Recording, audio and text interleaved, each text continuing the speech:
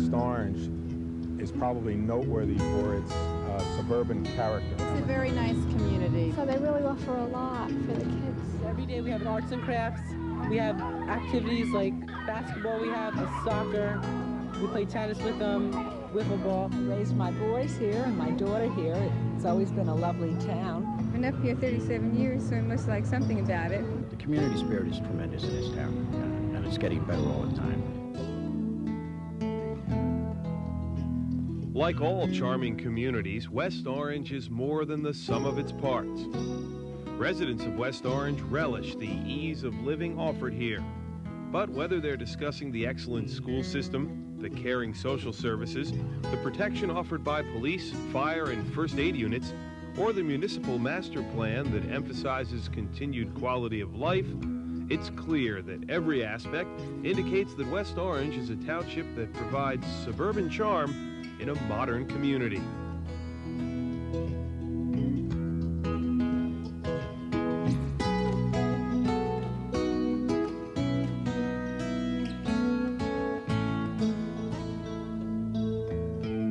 In our program, we will hear why West Orange is a special place to live.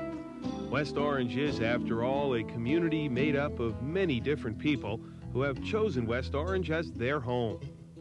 But this diversity alone does not make West Orange special. Rather, it's the cohesion of these many different groups, living and working together to make one community, that brings West Orange to the forefront as a modern community. Mayor Samuel Spina accurately sums up this appeal. West Orange is a very diverse community. Our latest census, the 19th census, shows that we have a great many African Americans, Asian Americans, and Hispanic. So we're truly a melting pot and a diverse community, a microcosm, you might say, of the world. And it's all here in West Orange. And I think that adds to the strength and vitality of our community. Diversity, strength, vitality. These are the keynote themes that echo throughout the history of West Orange. A history that brought an agricultural and industrial-oriented people to one fundamental goal: independence. Town historian Judith Williams explains. At the very beginning, when we were part of Orange, we were really a farming community. And the major problem that we have as a town that we used to have, and it's slowly gotten better, is that the town was divided because of our geographic location. We had up the hill and we had down the hill. A lot of the industry was down here in the valley section because people could get to us. The trains came here and they could get here. When you talk about the summer colonies up at the ridge, you're talking about a day trying to get up to these places. The roads weren't that good. And so we were one town, but we were separated because of geography. At some point before 1862, but it was finalized in 1862, West Orange, which was then known as the town of Fairmount, separated from Orange. They felt that they weren't getting adequate schooling down in Orange, and they actually seceded because they wanted their own school system.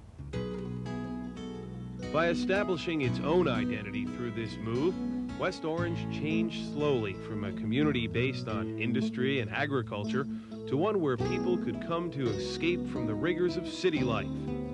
The establishment of Llewellyn Park led directly to West Orange's recognition as a suburban community. This is the first suburb of the United States. It is a planned community. A gentleman by the name of Llewellyn Haskell, who lived in New York, he was an importer of pharmaceutical drugs. He had 5 sons, 4 died within a very short period of time, and his health failed, and the doctor said, "Go west, young man, go west." So when he was in New York, he looked across the Hudson, and he saw that the land was perfectly straight and suddenly rose. And he asked, "What's yonder?" And those were the Orange Mountains. Main Street to New York is virtually flat, and at Main Street now we start rising. And what he did was he bought the entire first mountain, so to speak. And the land, eventually he kept adding to it, went as far as Montclair. Eagle Rock was part of the original Llewellyn Haskell holdings. The original Llewellyn Park was not what you see here, the houses. It was a strip of land that goes, and it still exists. It was called the Ramble and the Glen. It goes quite well into the park, and that was community park area. That originally was Llewellyn Park, this strip, and everything else were sold as parcels for summer cottages for basically New Yorkers who came in by the train, which was put in recently in the mid-1850s. This phenomenon of traveling to live apart from the city is certainly particular to the development of suburban areas. And naturally, as time passes and populations grow and change, maintaining a suburban aesthetic becomes more of a challenge. With this in mind, township administrators have developed a master plan to maintain suburban character in West Orange. The master plan, which was revised 3 years ago, basically, its principles point out that they want the township to maintain the suburban character, to maintain the close neighborhoods, suburban neighborhoods, the communities that they have. And while there has been a lot of forces for growth, and in the 70s, in the mid-70s and early 80s, there were a lot of approvals for condominiums, for office buildings. We've seen the impact in the 90s, and the community basically has said that we want to retain the suburban look, and to do that, we will have to curtail or maintain, to limit some of the development. The interesting thing right now, is that in a time of, where the economy is slowing down, West Orange is still building, and we've had an impact. I think one of the major things that I've done is working with the zoning ordinance, because that's really where the power lies in planning. While the master plan guides you which direction to go, the legal aspects are the zoning ordinance. And one of the things, one of the ordinances that we put in, or I put in, very soon after I came, is that any public building that does any kind of remodeling or construction has to come before the planning board for approval. And what that does is it allows us to improve the site. An example of this concentration on aesthetically pleasing development in West Orange has been the ambitious initiative toward redevelopment and revitalization of the Main Street area. This is no small challenge in West Orange, where there are 4 separate business districts. Jill Edwards is the Downtown Development Manager. Downtown West Orange is a difficult area to revitalize because you can't really turn it into a retail center. It was never a retail center to begin with. It was always, we've got 4 downtown districts. We have the Valley, St. Mark's Square, Torrey Corner, and Eagle Rock. And those 4 districts developed because the surrounding communities needed services. They're community centers. They're convenience shopping areas. It's not a retail center like Newark or Orange are. People from West Orange actually used to go down to Newark and they considered that the city.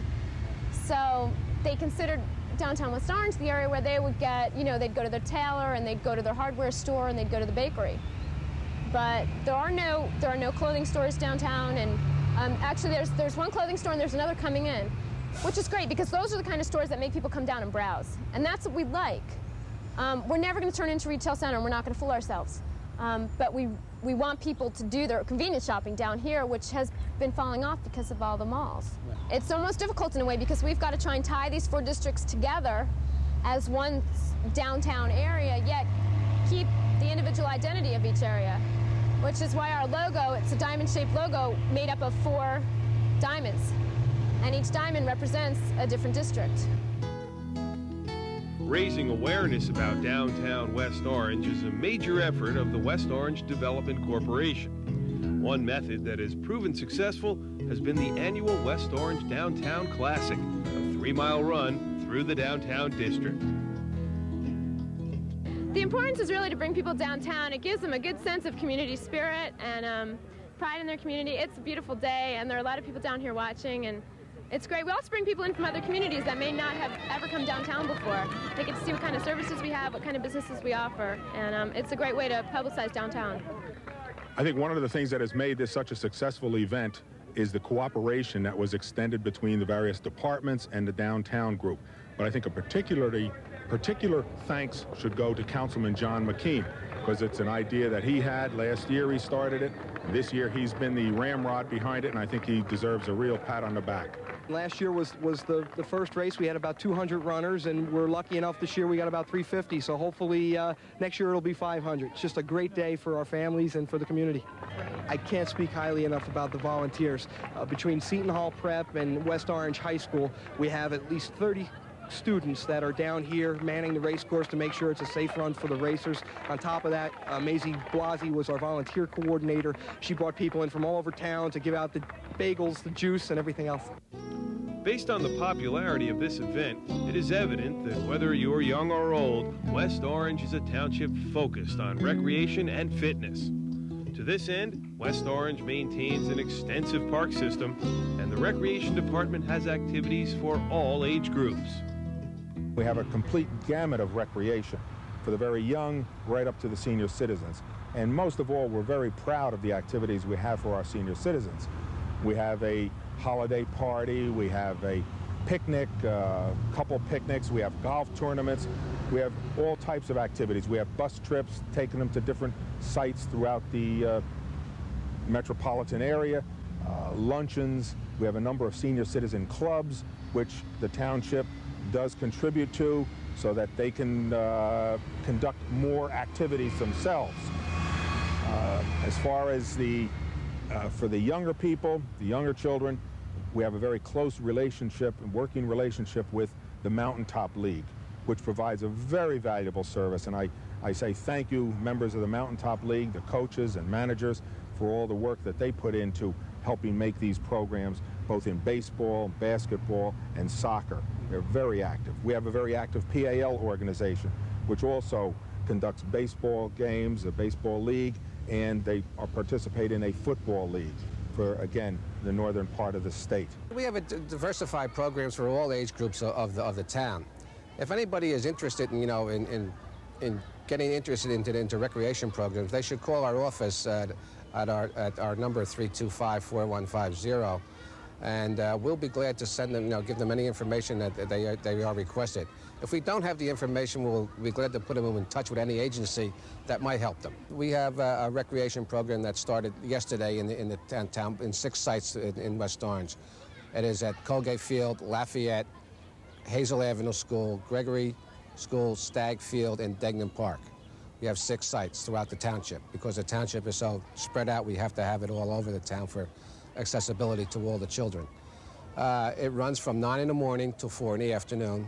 There's games, activities. They come here on Fridays to swim in our pool. They have trips, roller skating, bowling, and different trips they go on throughout the summer. An added element to the recreational activities offered to residents of West Orange is the location of Turtleback Zoo in South Mountain Reservation. The zoo is operated by the Essex County Department of Parks and Recreation, and visitors from near and far come to learn that Turtleback Zoo is a fun place to visit. Turtleback Zoo is not because we have so many turtles here. In the reservation above the zoo, there is a rock whose conformation looks like the back of a big turtle from the air, and this entire area of the reservation was called Turtleback. So we just adopted the name. The primary attraction is the animals, but they're also one of the very primary attractions is our train ride. Our train has been here since the zoo has opened, and the railroad, Morris County Railroad, came and put in the original tracks. So while the number of animals in the collection has gone up and down, we started with approximately 80 different types of specimens. We now have over 125 types of specimens, and they've gone up and down. In '73, they built the sea lion tank, and ever since then, we've had sea lions, which were another huge attraction because they're fed at 2:30 in the afternoon, and they always put on a big show.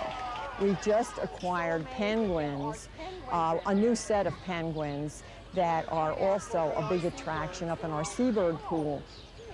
The Peacocks are all over the grounds, and this is a wonderful season for them because they are still using their tails to display. That's not going to last much longer. They've been doing that for about 2 months, and they'll be done with that. We go from little tiny bog turtles to our bigger animals are, we have 2 bison and 2 yak. Actually, they're near neighbors over in the contact area. We have 3 llamas, 2 mountain lions.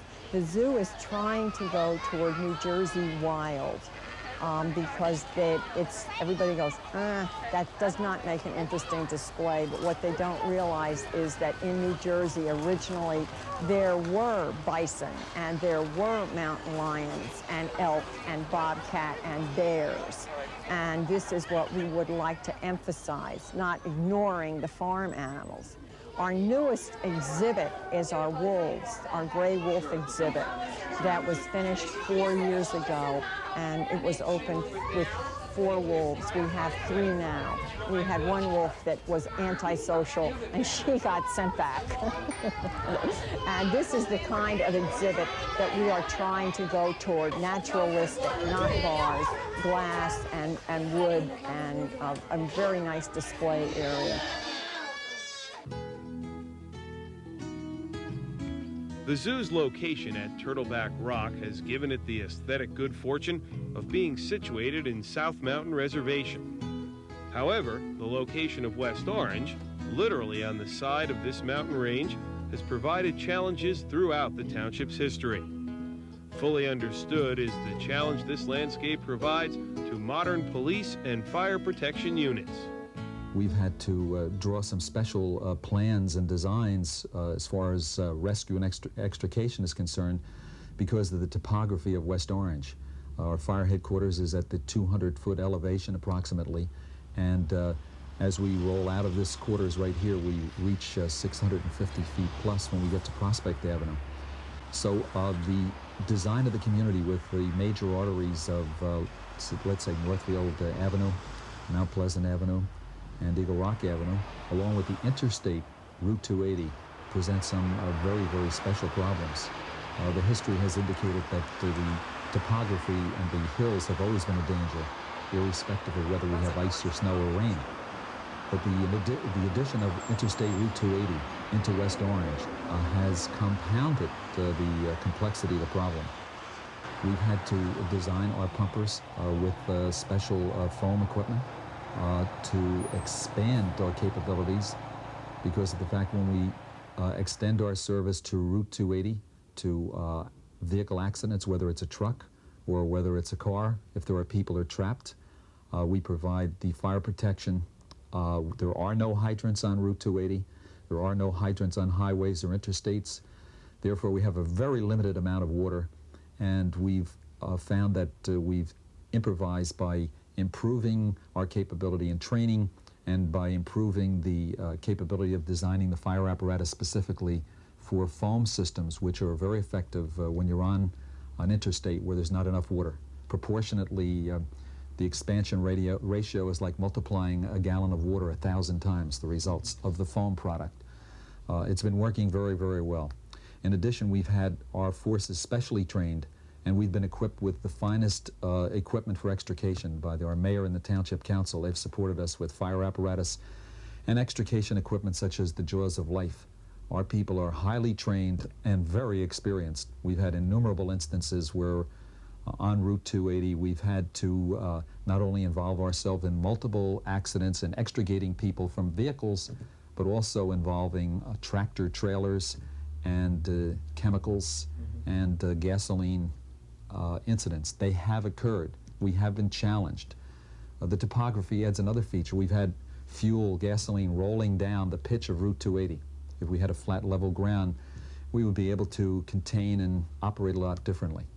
It's an extended hazard for our firefighters being out there on the highway, and the hills present the exceptional problem as proven with our record here, so we are prepared. The challenges make education a high priority for safety units throughout the township. What we attempt to endeavor in the West Orange Police Department is to get community involvement, participation in our crime prevention programs. Police officers today, not only their primary mission is to control crime, but we are also delegated and relegated the responsibility to serve as educators. We start with our school visitation programs. Our DARE program is very successful. We have a neighborhood watch program, which we implemented in 1980, which has been very successful. Basically, the neighborhood watch program is educating residents of the township on how to be more alert to note any suspicious activity or anything out of the ordinary that may be taking place in their neighborhood.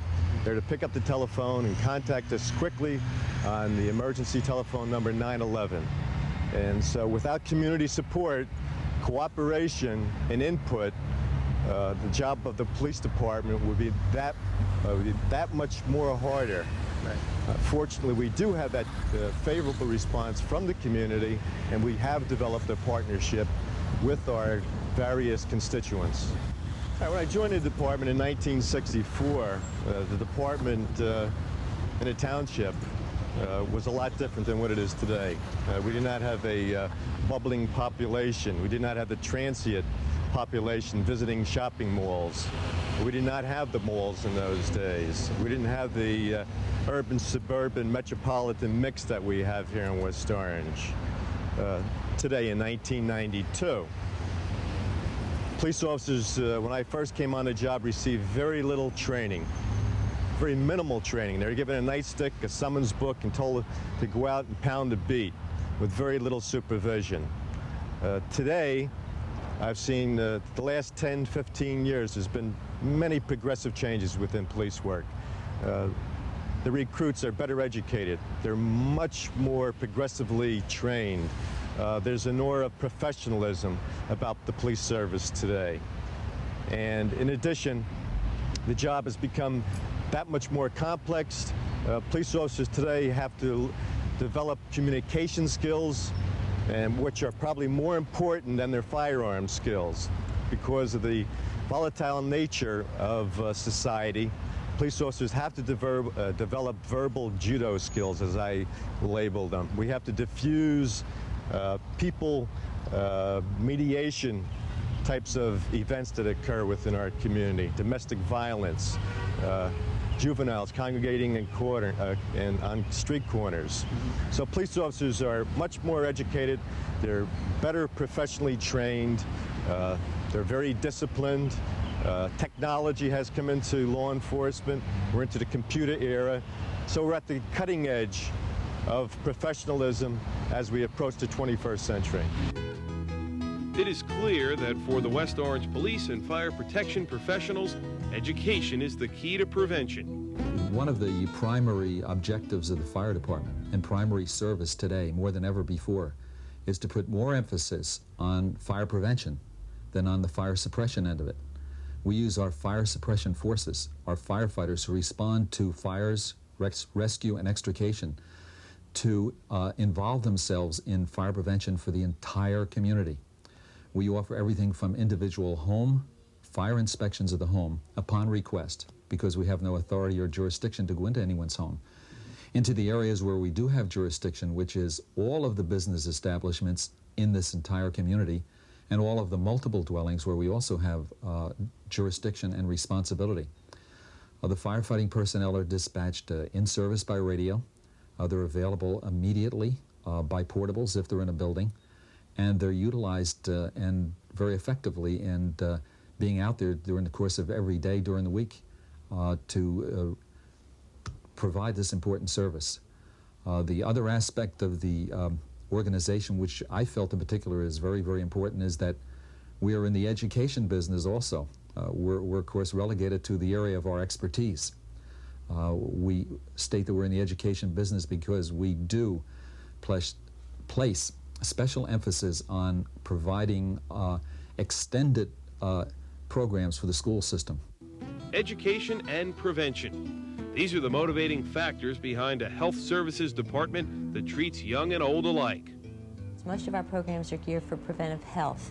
So everything that we have as far as within our services here are really to try to keep the community healthy, and we do that in many, many ways. We have services available for young children, and we service children from the ages of 0 to 18.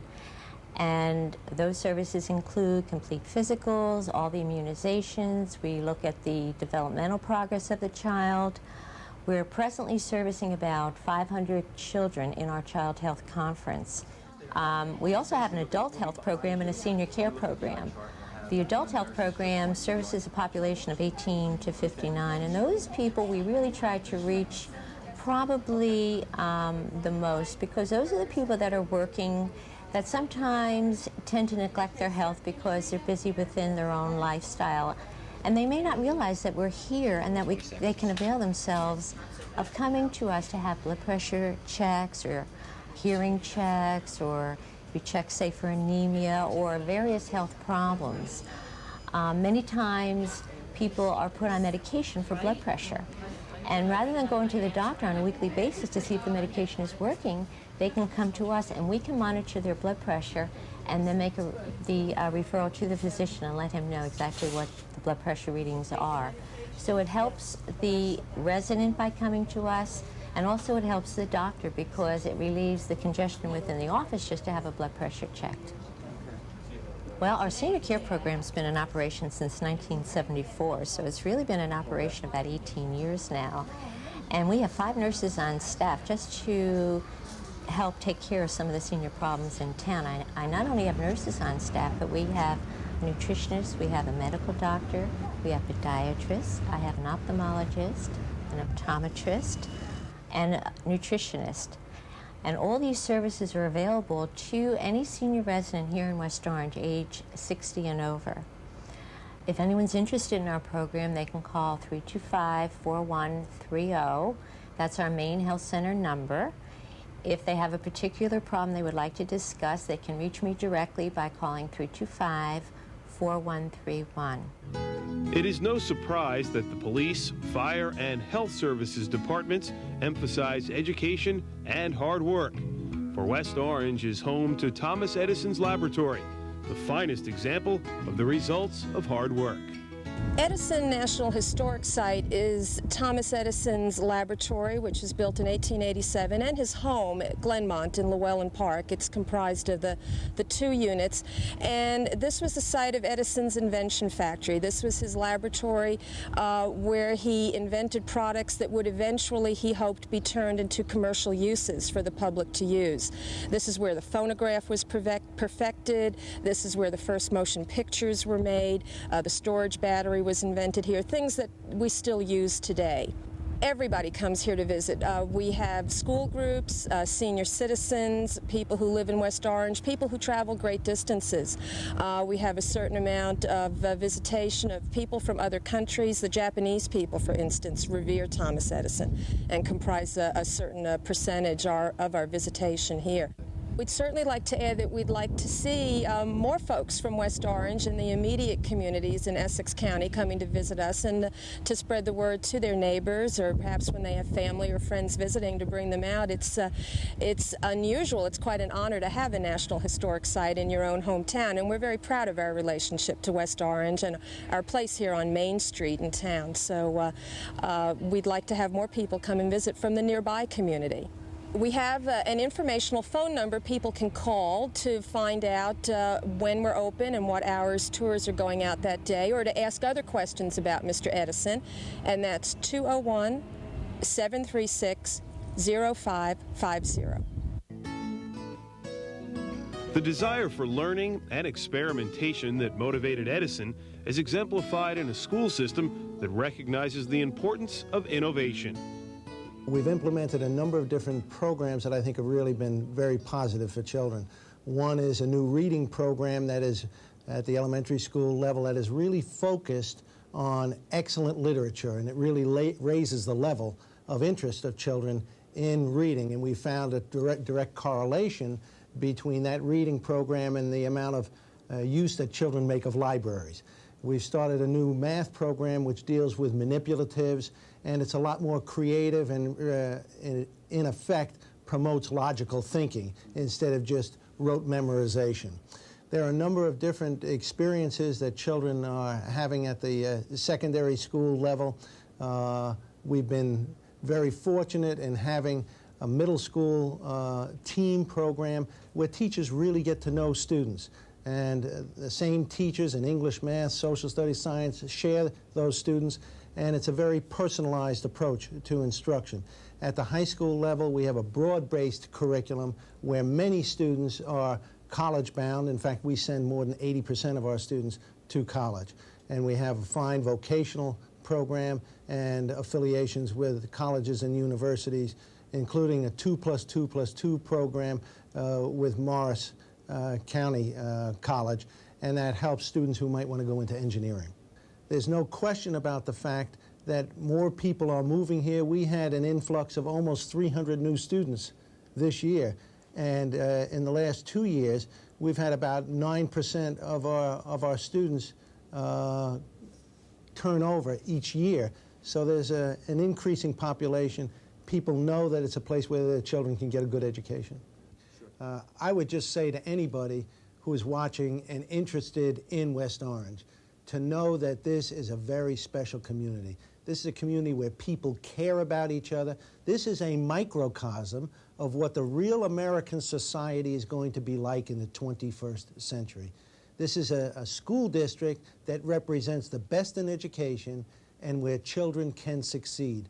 And our goal, our aim, is to make certain that every child's self-esteem is developed to the fullest and every child has the options that he or she wants to have a very successful future as a citizen of the United States and the world.